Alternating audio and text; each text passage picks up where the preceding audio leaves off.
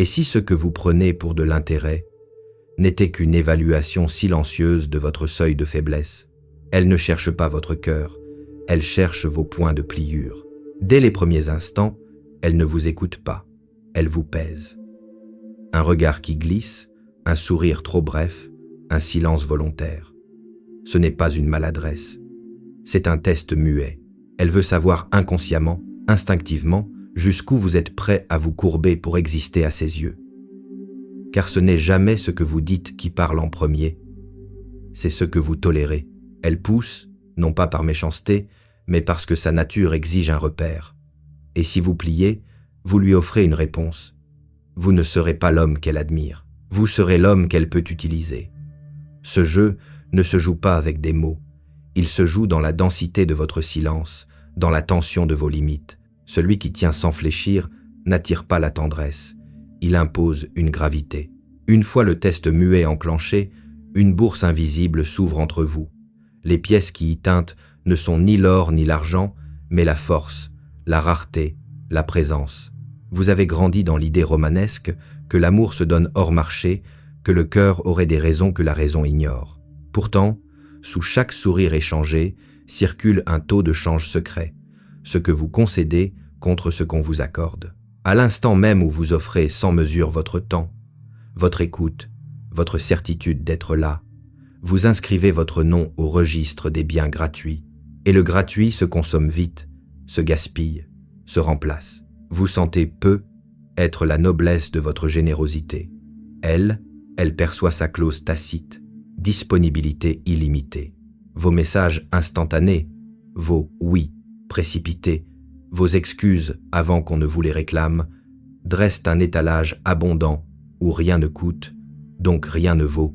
Dans cette économie occultée, la rareté crée l'attrait, l'abondance dissout le désir. Vous pouvez croire qu'en donnant plus, vous tissez un lien plus serré. En réalité, vous n'avez noué qu'une corde autour de votre propre cou, prête à être tirée dès que le cours basculera. La nature humaine, cruelle par simple logique, dévalue ce qui ne réclame pas d'effort. Même la tendresse la plus authentique cherche un miroir où se refléter. Si le miroir se multiplie à l'infini, l'image se dilue, perd sa gravité. Il ne s'agit pas de marchander chaque geste, mais de comprendre qu'aucune relation n'échappe aux lois d'échange. Le respect, comme toute monnaie subtile, exige une part de résistance, une limite, un délai, un silence qui oblige l'autre à tendre la main plutôt qu'à saisir. Dans la clameur publicitaire du monde moderne, où tout se promet instantané, l'homme qui dose son absence pèse soudain d'un autre poids. Ce n'est pas la dureté qui élève sa cote, c'est la conscience aiguë du coût de sa présence. En l'assumant, il rappelle que toute lumière brûle du carburant, que toute attention se paie, et que l'amour, loin d'être un don illimité, n'éclaire vraiment que lorsqu'il sait compter ses braises. Vous l'appelez encore générosité, ce réflexe de pousser la porte avant même qu'elle ne frôle la poignée, d'anticiper ses phrases pour lui offrir la réponse, de renoncer silencieusement à ce qui vous tenait droit afin qu'elle n'ait pas à tendre le bras. Pourtant, si vous écoutez derrière le bois, vous entendrez autre chose que le frisson noble du don. Un craquement, presque imperceptible, celui de votre colonne qui se réduit. Au commencement, il y avait la joie simple d'offrir un verre d'eau, un regard plein, un temps sans condition. Puis, insensiblement, le geste s'est gonflé d'attente. Donner est devenu l'ombre d'un contrat tacite. Accueille-moi, vois-moi, choisis-moi, car chaque acte sans mesure creuse un interstice où l'ego s'installe pour mendier un reflet. Vous ne servez plus, vous implorez, vous vous penchez avec la ferveur d'un prêtre, mais c'est un enfant terrifié qui tend la coupe, espérant qu'on lui verse la confirmation qu'il existe. Ainsi, le don privé de tension devient prière, et la prière privée de ciel devient dépendance. Regardez la scène au ralenti. Vous proposez un « je suis là » sans condition. Elle cueille, remercie, puis s'habitue. La gratitude cède la place à l'évidence à l'exigence, l'exigence enfin au mépris subtil dont vous sentez l'éclat froid avant même d'en comprendre la source. Vous croyez qu'elle change. En réalité, c'est votre silhouette qui s'estompe. Une présence trop disponible cesse d'être perçue. Elle devient décor, puis silence. Ce n'est pas qu'elle refuse votre générosité, c'est qu'elle ne peut pas s'incliner devant ce qui s'incline déjà. La nature cherche l'attention qui révèle la valeur. Sans résistance, pas de contraste. Sans contraste, pas de relief. Vous voyez de la bonté dans votre effacement, elle n'y voit qu'un espace à remplir, un vide qui aspire, une capacité supplémentaire de stockage. Et vous voilà surpris lorsque l'armoire déborde et qu'elle tourne les talons, accusant votre dévouement d'avoir encombré sa liberté. Comprenez ce paradoxe. Plus vous offrez votre centre, plus il disparaît. L'eau qui quitte son lit pour irriguer chaque rive perd la force de son courant. L'amour, pour rester fleuve, doit opposer un bord. Sinon, il devient marais. Entre donner et s'abandonner, la frontière n'est visible qu'à l'intérieur. Elle se trace dans la vigilance de celui qui garde un quai solide, d'où il peut encore regarder le monde passer sans se diluer. C'est là que la générosité change de nature. Elle cesse d'être offrande et redevient choix, décision tenue, circulation contrôlée qui dit à l'autre « Je partage la source, mais je demeure le cours ». Depuis l'enfance, on vous a sculpté dans l'argile docile de la convenance. Sois sage, sois gentil, partage tes jouets, ne fais pas de vagues. Chaque injonction semblait innocente, presque tendre, comme si la courtoisie suffisait à garantir votre valeur d'homme en devenir. Mais à force de vouloir préserver la paix autour de vous, on a étouffé la tempête en dedans. Dans la cour d'école, vos colères furent taxées d'immatures, vos silences de bouderie, vos ambitions de prétention. Vous avez appris qu'un sourire prompt valait pardon, qu'un acquiescement rapide évitait les conflits, qu'une générosité sans bord rapportait des éloges faciles. Et vous avez confondu l'approbation avec l'affirmation de soi. Puis est venu le grand théâtre social, banc d'université, premier bureau partagé, terrasse du samedi soir. Partout, la même liturgie se répétait. Prouvez votre amabilité pour mériter une place. Le compliment avant la réplique, le service rendu avant qu'on ne le formule, la pensée diluée pour ne heurter personne. Vous avez aiguisé votre empathie jusqu'à en faire une lame retournée contre vous. Chaque sensation étrangère vous transperçait avant même d'effleurer l'autre. Sous les applaudissements polis, un vide a commencé à se creuser, ce gouffre qui sépare ce que vous concédez de ce dont vous avez vraiment soif. Car l'école de la politesse ne forme pas des piliers, elle façonne des tampons, des amortisseurs d'émotions collectives. Lorsque plus tard vous entrez dans le regard féminin, cette éducation se réactive comme un réflexe. Le moindre froncement de sourcils devient alerte rouge. Aussitôt vous ajustez le ton, modifiez la posture, retardez votre vérité pour ménager la scène. Vous croyez ainsi nourrir la relation. En réalité, vous prolongez la domestication inaugurée par les adultes d'hier. Le garçon modèle a grandi. Il porte désormais une veste cintrée, un salaire et un smartphone. Mais c'est toujours un enfant cherchant la caresse qui dira « tu es assez ». Ce modèle, la société le bénit parce qu'il lubrifie ses engrenages. Un homme prompt à céder fluidifie les interactions, absorbe les heurts et se sacrifie avec le sourire. Pourtant, à force de se plier, il perd la sensation de sa propre charpente. Le vide intérieur n'est pas absence d'amour, c'est l'érosion du contour. On vous a appris à effacer les angles pour éviter les accros, mais un être sans angle ne peut plus s'adosser à lui-même. Alors, devant le moindre désir d'autrui, il s'ouvre en grand, espérant qu'on y bâtisse un foyer. On s'y installe un temps, on le meuble de demande, puis on part lorsque la maison craque, laissant derrière elle cette même chambre creuse où résonnent vos « oui » devenus échos. Elle avance dans votre direction, comme on frôle la flamme, pour en tester la densité. Non pour se brûler, mais pour savoir si la chaleur tient. Dans ses gestes les plus délicats, il y a un radar subcutané qui mesure la consistance de l'autre. Vous lui offrez la révérence, elle ressent une absence d'obstacle, un chemin déjà déblayé, et son désir glisse sans s'accrocher. Posez au contraire une limite, subtile mais ferme. Aussitôt, une tension nouvelle vibre sous la peau du dialogue. Ce n'est pas que la bonté lui soit indifférente, c'est qu'elle soupçonne, derrière chaque douceur, la possibilité d'un espace vide prêt à l'engloutir. La résistance, elle, signale une présence pleine. un roc contre lequel ses humeurs peuvent s'adosser sans dissoudre la forme. Dans l'inconscient collectif, on prétend que la femme cherche l'écoute, la tendresse, la protection. C'est vrai, jusqu'au point où ses vertus se transforment en tapis moelleux. Alors l'instinct ancestral reprend le gouvernail. Il exige une structure, un rebord, quelque chose qui retienne la marée de ses émotions. Sans cette rive, le courant s'arrête, l'eau croupit, le paysage s'appauvrit. Vous remarquez son air distrait lorsque vous surenchérissez de compliments. Ce n'est pas l'éloge qui la lasse, c'est l'absence de résistance sous-jacente. Tout amour durable se nourrit d'une polarité, d'une tension qui rappelle qu'en face d'elle se tient un être avec un centre de gravité propre, non un champ magnétique affamé. Lorsqu'elle provoque, qu'elle ironise, qu'elle teste ce que vous n'osiez nommer, ce n'est pas toujours pour vous renverser. C'est pour apercevoir la colonne qui soutient votre vernis. Si vous cédez trop vite, elle confirme sa crainte. Le lustre n'abrite qu'un vide. Mais si vous tenez la frontière sans violence, avec ce calme impassible qui dit « je me contiens », alors un autre regard apparaît, plus lourd, presque contemplatif.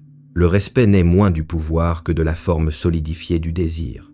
Ce qu'elle cherche, ce n'est pas un trône où s'asseoir, c'est une architecture qui subsiste quand ses propres fondations vacillent. En offrant cette verticalité tranquille, vous ne la dominez pas. Vous permettez à son chaos intime de rencontrer un silence assez dense pour qu'il résonne. Imaginez un homme dressé au centre d'une place, non pas par la hauteur, mais par l'inflexibilité. Un pilier nu qui refuse de s'incliner, même sous le souffle d'un empire. Diogène tenait son tonneau comme d'autres brandissent un sceptre. Son dénuement n'était pas pauvreté, mais franchissement de l'ultime frontière, celle où le besoin s'éteint et où la manipulation n'a plus de prise.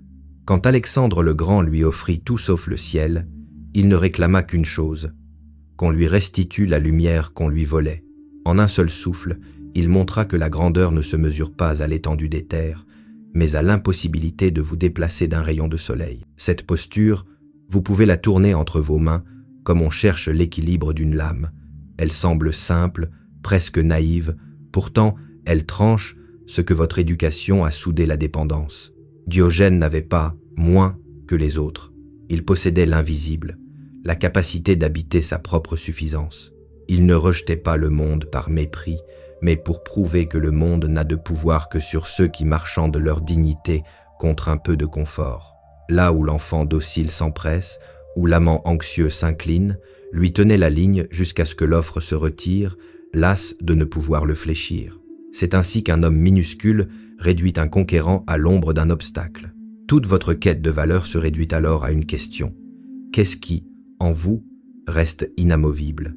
Si l'on peut déplacer votre humeur par un silence, votre projet par un regard, votre identité par une menace de solitude, alors votre axe est encore fait de bois vert.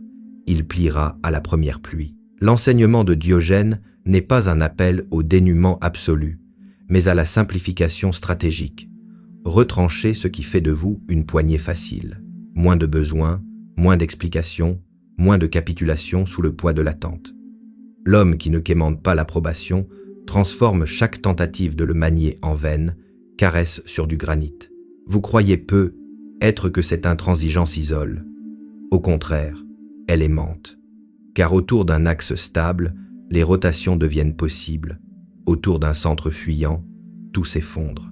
L'ombre féminine que vous avez rencontrée cherche ce socle non pour le dominer, mais pour y éprouver sa propre densité. Si vous tenez lorsque l'offre devient alléchante, lorsque la flatterie se fait miel, lorsque la menace se fait lacération, alors le dialogue cesse d'être un marché et devient une reconnaissance mutuelle de présence. Comme le tonneau de Diogène, votre espace peut paraître dérisoire. Pourtant, s'il abrite un homme que rien ne peut déplacer, il devient le seul royaume où le pouvoir se renverse. Le monde, soudain, demande audience. La laisse la plus sûre n'est pas le besoin d'amour. C'est la honte de ne pas le mériter. Elle s'enroule autour de votre gorge dès qu'un silence se prolonge, dès qu'un regard se détourne, dès qu'une faveur vous est refusée. Vous sentez alors cette brûlure sourde. Suis-je insuffisant? Question sans réponse, pourtant maîtresse de vos gestes. Sous son règne, vous rectifiez la moindre expression, vous adoucissez vos angles, vous coupez vos phrases pour qu'aucune aspérité ne déclenche le jugement. Vous appelez cela respect. En vérité, c'est la terreur d'être montré du doigt, car la honte est un projecteur imaginaire. Vous croyez qu'une foule vous observe, prête à huer la moindre déviation. Ce fantasme gouverne vos concessions, un pas en arrière pour éviter la critique, un sourire ajouté pour masquer la contrariété, un mensonge poli pour protéger l'image. Pourtant, regardez la salle. La plupart des sièges sont vides. Chacun est absorbé par sa propre lutte. La honte n'est donc pas regard des autres, mais miroir déformant que vous tenez devant vous. Et plus vous polissez ce miroir, plus il reflète l'ombre de toutes vos insuffisances supposées. La nature féminine, comme toute nature, qui teste la solidité du réel, perçoit cette fissure avant vous. Elle n'a pas besoin de mots. Un battement de cils lui suffit pour sentir la nervure fragile qui traverse votre assurance. Elle sait que le simple soupçon de déception peut vous pousser à des pirouettes d'excuses. Elle appuiera, non par cruauté, mais parce que la structure appelle la pression qui révélera sa cohérence. Si, sous le doigt, la matière s'enfonce, le respect s'évapore, si elle résiste, l'estime naît. Diogène, lui, avait rompu avec la honte.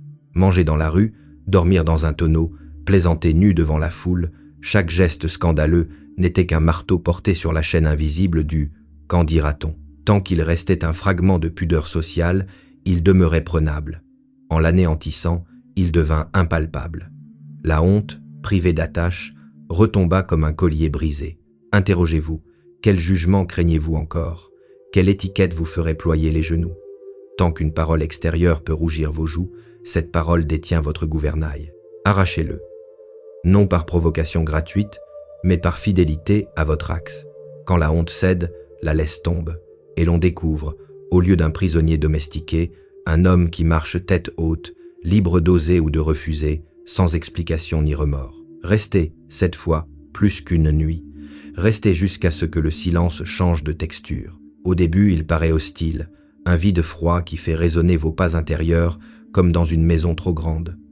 Chaque battement de cœur soulève la poussière des angoisses que vous pensiez ranger. Votre réflexe est de rallumer la lumière sociale, un message, une chanson, un flux d'images. Résistez. Laissez le noir s'épaissir jusqu'à devenir velours. Observez alors comment la panique se transforme, non en paix, mais en densité. Car la solitude, correctement traversée, n'est pas un désert, c'est une mine. Et chaque minute arrachée à la fuite est un coup de pioche qui dévoile un filon d'or brut sous la croûte des habitudes. Vous découvrirez d'abord des fragments épars, un désir oublié, étranglé dans l'œuf pour ne pas faire de vagues, une colère muette qui mérite un nom, une tristesse confondue avec la fatigue. Rapprochez-les, soufflez dessus, ils s'embrasent et éclairent la galerie. Alors surgit la vérité que les voix extérieures avaient recouverte. Vous étiez conçu pour rayonner, pas pour refléter. Tant que votre lumière dépend du regard d'autrui, elle clignote au rythme de leurs attentes. Quand elle prend sa source au centre, elle devient un feu fixe que même l'absence ne peut souffler. C'est ici que l'enseignement de Diogène rejoint votre chair.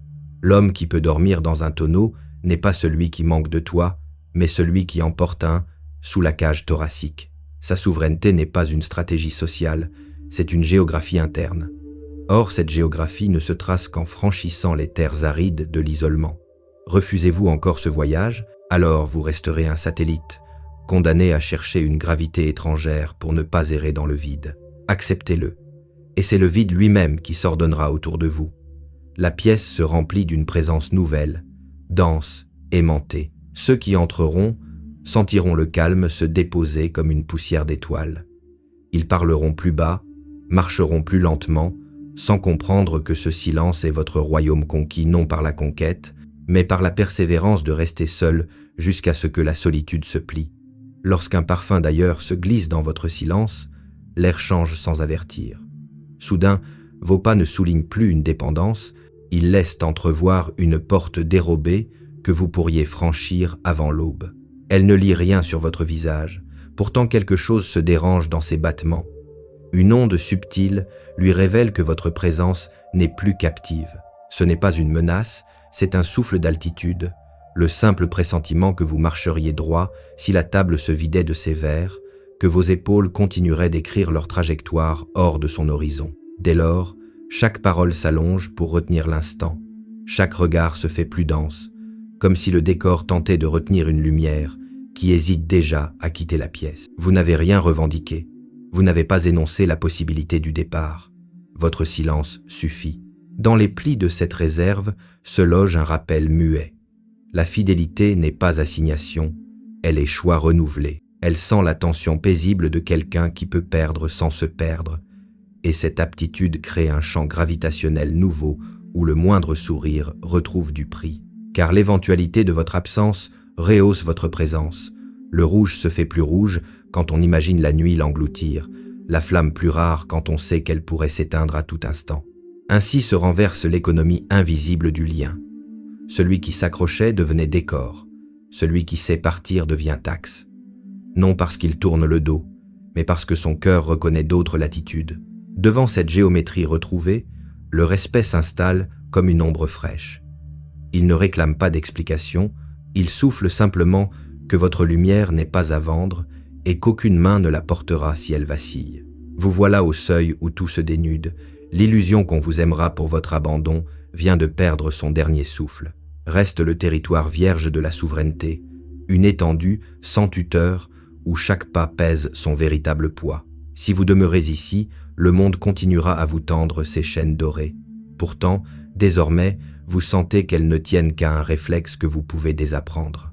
Refusez la honte, réduisez les besoins, habitez votre axe comme Diogène habitait son rayon de soleil, sans marchander la lumière. Car l'homme qui ne négocie plus son centre impose autour de lui un silence que l'on écoute. Dans ce silence, les liens se réécrivent.